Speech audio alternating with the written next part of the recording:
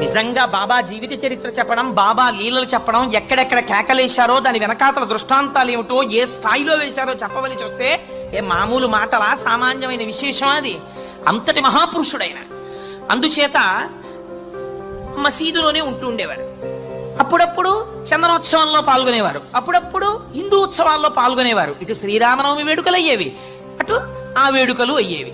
ఎవరైనా తన దగ్గరికి వస్తే అల్లా మాలిక్ అనేవారు. ఉన్నారు కదా బాబా మాకేమిట్లోటు మాకేమిట్లోటు అంటే ఆయన అనేవారు అల్లా మాలిక్, అల్లా మాలిక్ అనేవారు.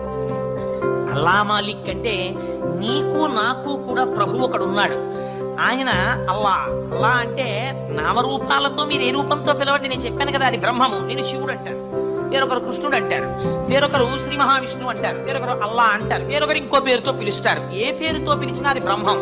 నామరూపాల స్థాయిలో దెబ్బలాడుకోవడం అసహ్యకరమైన విషయం.